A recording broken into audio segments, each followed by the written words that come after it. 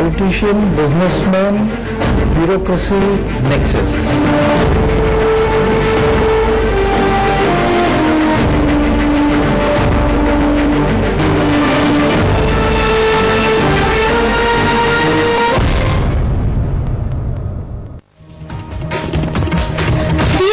Corruption is back on the center stage, once again exposing the growing nexus between corporates and politicians, and also a shrewd reminder of the extent of crony capitalism in the Indian system.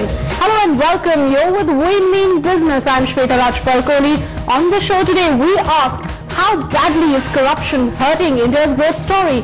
And can we hope for better corporate and political governance standards? Let me introduce our guests on the show. I spoke earlier with Kiran Mazumdar-Shaw, CMD of Biocon from Bangalore, with me here in the Delhi studio. Pramod Bhasin, Chairman of the Skills Academy and non-executive VC of GenPact. Also expected here shortly is Nalin Kohli, National Executive Member of the BJP. And with me here, Neerja Chaudhary, a very well-known political analyst. Sanjay Jha, author and co-founder of HamaraCongress.com, joins us from Mumbai. And we're also hoping T.S. Krishnamurthy, former Chief Election Commissioner from Chennai, will join us shortly. But let me first start with my interview with Kiran Mazumdar-Shaw on the growing nexus between corporates and politicians. Now, first to your reaction to some of the recent allegations by IAC that have put the issue of corruption back on the center stage. You know, Shweta, according to me, this whole confidence crisis that we are facing and all these allegations about corruption are really about diversion of funds. So I think diversion of funds, whether it is in business or whether it is in politics, I think is a very, very serious concern for our country, because it means we are diverting funds from development activities which are, you know, so required for growth and development. So I think this is a serious, serious crisis that we are facing, and certainly no one can argue or debate on this fact that we cannot afford to have such levels and scales of corruption and diversion of funds at that. But the recent allegations also point to larger questions of the unholy nexus between corporates and politicians. Shouldn't corporate India be accountable to? What about the role of India Inc.? Well, you know, personally, I believe there has to be a healthy nexus between corporate India and, you know, the political parties that govern this country. Because I think we need to play a very symbiotic role in terms of coming up with enabling policies that address growth and development.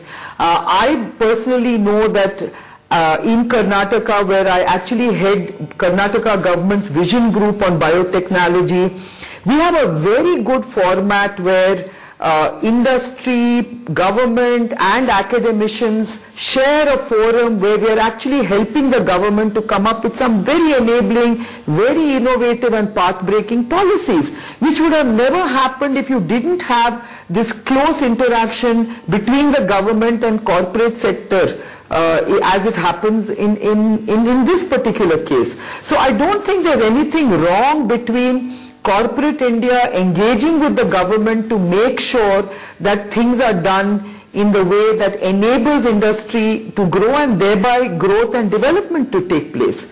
When you talk about unholy nexus, these are about, you know, individual, you know, sort of corporate favors or whatever you might call it. And I think that obviously is something that does raise concern. But I think for industry as a whole to have a good engagement with the government is very, very important.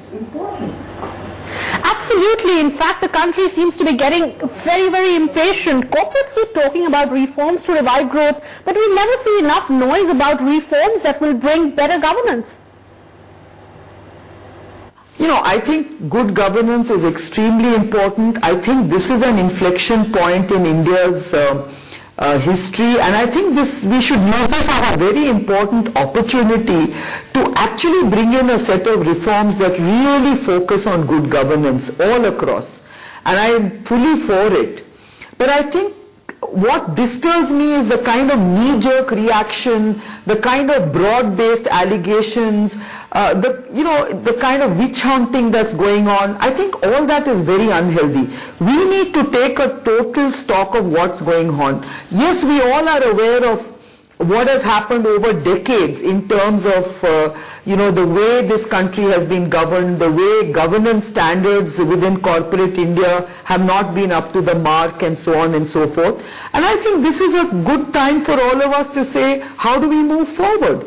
How do we make sure that, governance is at a very, very good level?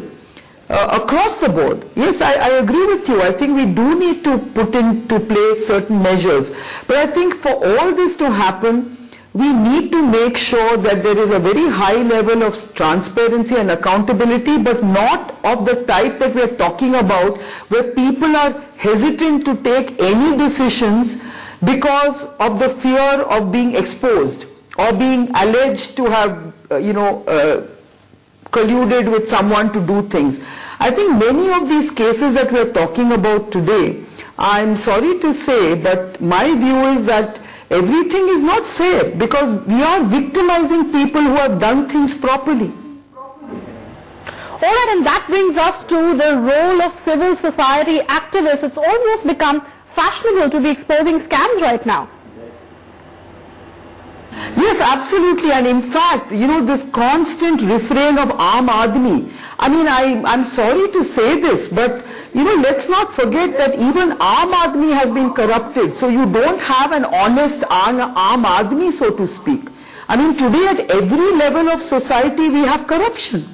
So even the Aam Aadmi is corrupt. I know that every time you try and do anything for, slum dwellers, you realize how corrupted they've become. So it's not correct to believe that everyone who has any amount or any level of wealth or is affluent is dishonest, and everyone who's poor is honest. That's absolutely not right. And somehow civil society seems to have created this impression that poor people are honest and they are being, Victimized. Yeah, that, they are being victimized, and that, we are not really bothered about their plight, and that it's all these people who have got money, who are dishonest, who are, totally taking advantage of the situation. I think that kind of thinking has to go away, because any time you talk about anything, it's always about, oh, you don't have any regard for the Aam Aadmi. And I think I'm tired of this kind of constant comparison of the Aam Aadmi to an affluent person.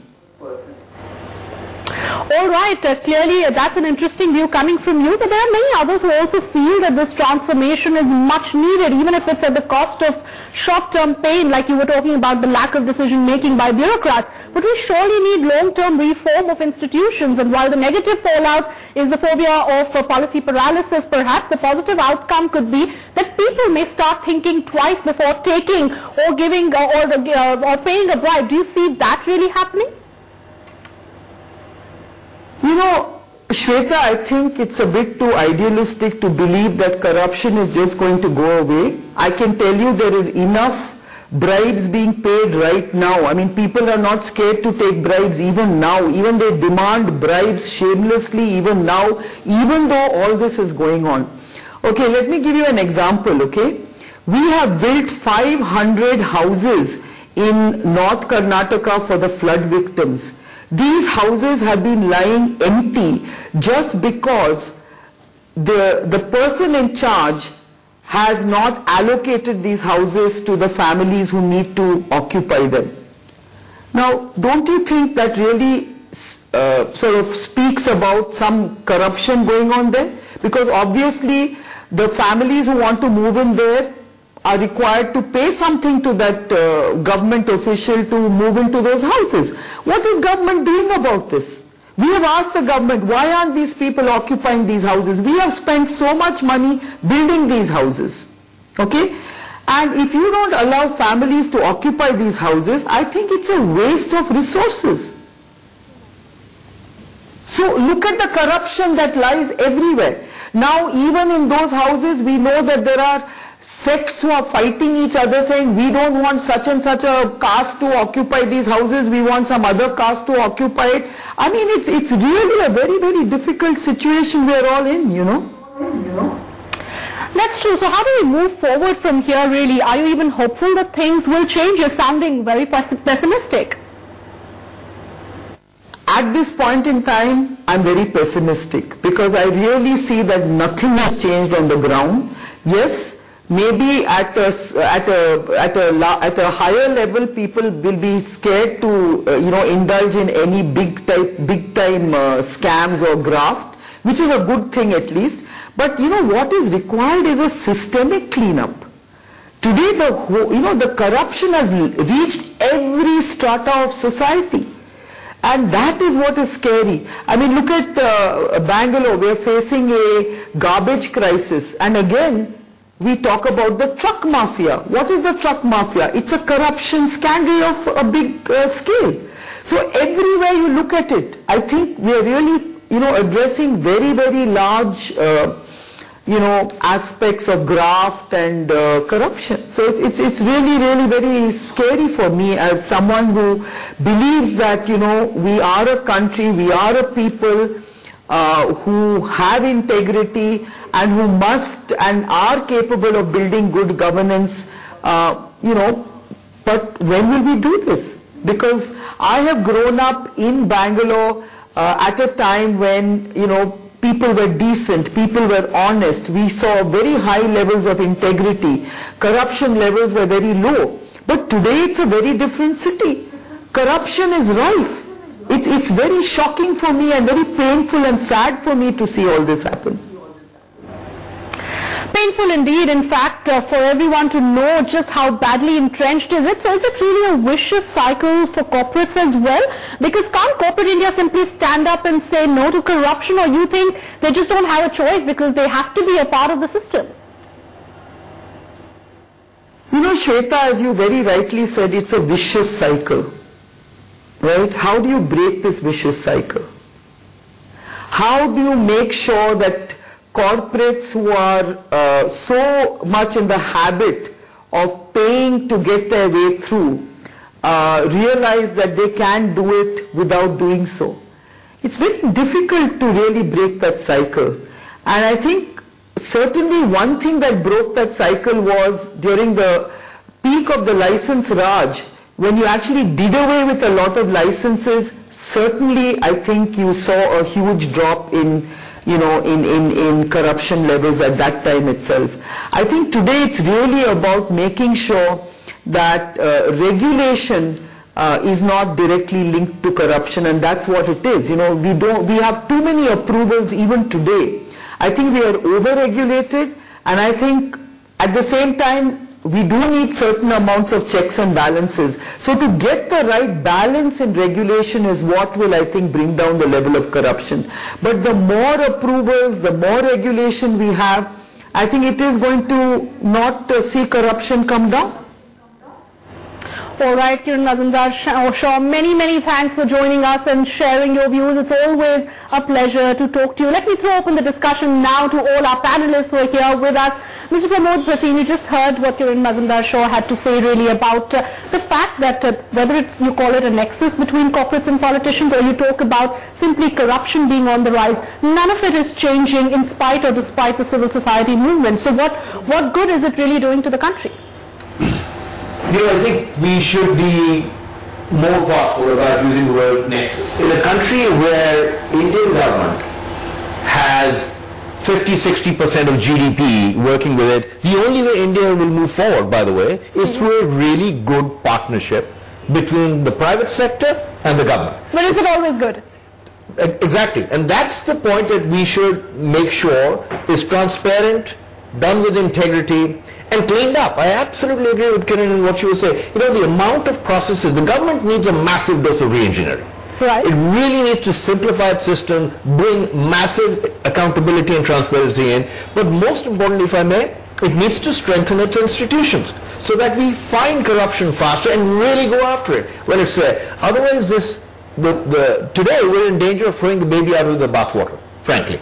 At this point, the level of distrust in our society is so high, it doesn't matter who it is, anybody throws muck, something will stick. Even though you may have done your best all your life or worked hard to be a very honest person, pretty much all, the level of distrust at a unprecedented level, it's not doing India any good. Right, that's exactly what I'm trying to understand. How badly, in fact, you think it's undoing India's growth story? Because on one hand, you're trying to pitch India's image as one of the fastest growing economies, here's an economy of the future, and then every day scams seem to be making headlines. Absolutely. I think the dilemma here for us is, on one side it's a cleansing.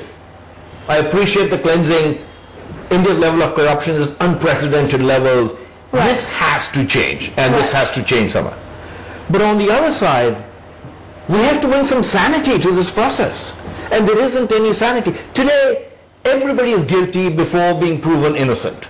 All data goes out the window, legal recourse, law, the due process of law, nobody adheres to it. Everybody is already certain that these people are guilty, and you can accuse pretty much anyone.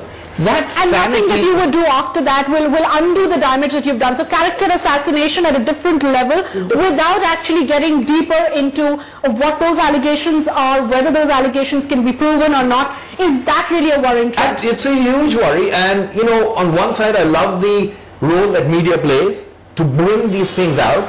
On the other side, it's a headline. And the headline has a few names on it, and tomorrow you may or may not see those headlines. And therefore people will at some point in time start saying, is it worth doing business? Should I do partnership? Should I try? Because it could be so hard, and who knows when it will come back and rebound on me. Because at this point in time, I'll tell you, my biggest fear is almost anyone out there who thinks they have a grudge or a grouse or anything is going to launch a missile. And that missile can hit almost anyone across the board. That's insane. You cannot live in civil society without giving the benefit of the doubt to people. If they're proven illegal, put them away, go after them. But in the meantime, don't say that all association with government is bad. India will stop functioning immediately. And do you feel that some of the recent allegations that have come up seem to be pointing to what you're really saying? That without proper due diligence, without giving benefit of doubt, there are simply allegations after allegations after allegations. Absolutely, because I am at a point, maybe it's just me, I'm at a point where I've stopped believing pretty much anything I read or hear because I'm not hearing the facts. I haven't seen people say this is illegal, this happened in a way that was breaking the law, this was against the spirit of integrity, and I'm trying to make sense of it. And frankly, as a reasonably educated person, it's hard for me. So at some point in time, you suspend belief and you say... So is the Aam Aadmi also now the mango men, so to say, are also questioning it or not? Nalin Kohli, I'd like you to actually come in here because while the opposition always seems to get enough ammunition when there is a scam exposing the government or hitting at the government, now it's clearly not just about the government, it's also across political parties. How do you seem to be seeing some of those recent allegations?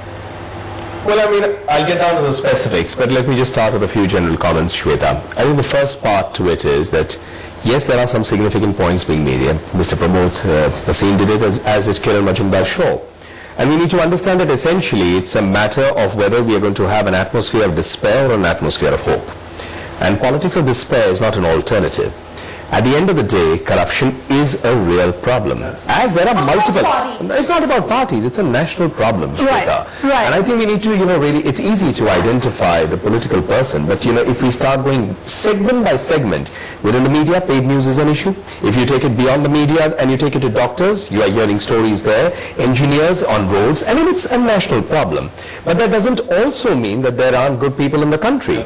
Yeah, we need to understand another thing. That's why I'm saying we need to be calm and just stop for a moment. And let's look at the bigger picture. It's a very different BJP from what it was, say, a few weeks ago. That's my question. You don't seem to be... You were very opportunistic every time there's an allegation. That's my question. That should we not be thinking national interest? Because the minute it hits you, the tune changes. I'll tell you, at the moment if I'm speaking really as an Indian, if you want me to launch, and I will now go point by point and I'll be able to hold it. That's right, because it's not a political discussion, and I'm respecting that. So otherwise, I really would be able to go point by point. So let's stop. Corruption is corruption. It doesn't matter wherever it is, whoever it is. Let's look at the bigger picture. I was talking about the politics of despair, and on the other side, politics of hope. Now let's understand what's happening. For every corporate, if I take it specifically, since we are on a business channel, for every corporate house you would attack, or behind every successful entrepreneur, there are probably 10 who tried and didn't make it. It's not easy also being an entrepreneur. If I look at it from manufacturing, I think it takes a lot of courage to be a manufacturer with the kind of setup we have. No infrastructure, we don't even have electricity, and we are supposed to compete with China. We don't have infrastructure. These are, real issues. And at the end of it, if I look at the core of it, the problem is institutionally India is at a weak point, because we haven't strengthened the institutions, we've abused the institutions, and nor are we permitting them to become independent. Okay, so is there political will to strengthen the institutions? Sanjay Jha, why would we believe that the political class would like the institutions to be strengthened if it's suiting their purpose to have this over-regulation to ensure that there is no strengthening of the system, because it's something that obviously works to their advantage? Shweta, the political class has got a vested interest in improving the institutions because they are accountable to the people of India, and unlike the corporate sector, has to actually get a mandate every 5 years and sometimes even earlier to actually ensure that they are back into office to continue their unfinished task. And as we all know, under 24/7 public scrutiny, where everybody is very unsparing of even the most flippant error that can happen on oversight. So that's the first thing that we need to clearly establish. And I would like to add a point to what Nalin said, and I'm glad Nalin and I are today on the same page. What we have seen is an India that has grown at an explosive rate over the course of the last 8-9 years. Now the demand for natural resources has far exceeded what used to happen before, because obviously there is a need for infrastructure of all kinds of, whether it's coal, whether it's spectrum and telecom, whether it's land for real estate, or whether we're talking of mines and minerals. So you're finding a peculiar situation where neither the government, nor the regulators, nor the private sector, nor the analysts, nobody knows how this ought to have been priced. And that's a basic reason why natural resources and land seems to be the biggest controversial reason of impact today, because everybody was struggling with how do you price it, and then we had this issue of the Supreme Court, or whether it should be done through an auction, and so on and so forth. But the second point, the role of the corporate sector, both Kiran as well as Pramod, I think, have hedged on that issue. But I think we need to bite the bullet. The truth is that the Prime Minister has categorically stated that the supply side of corruption needs to be looked at.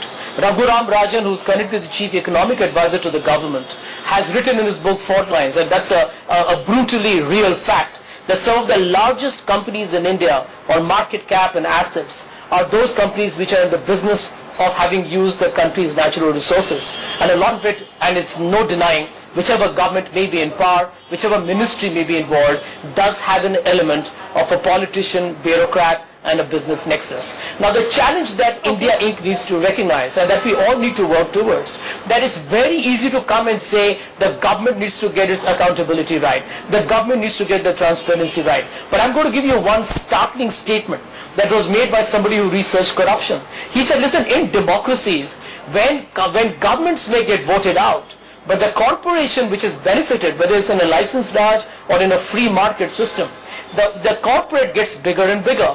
And he calls them as the stationary bandit. The guy who actually grows in size is fixed and is there to stay, and at some point perhaps begins to play a bigger clout in the government making itself. So I think these are bigger challenges. At this point of time, the critical part, and when I look at land, when I look at all the issues of Satyam and some other companies being involved, I feel, Shweta, we need to look at public-private partnerships, and we look at those places where the government gives, the natural resources that come to the private sector. Should that come under RTI, or should that come under Lokpal? For corruption is my question. Sanjay, I'll just come to you in a bit, but I want to go across to Neerja Chaudhary to also understand that isn't it ironical that today you have BJP and the Congress speaking the same language? And seem to be agreeing with each other more than ever before. Both parties are at the receiving end of civil society onslaught, if I can say so. I will come now on to that.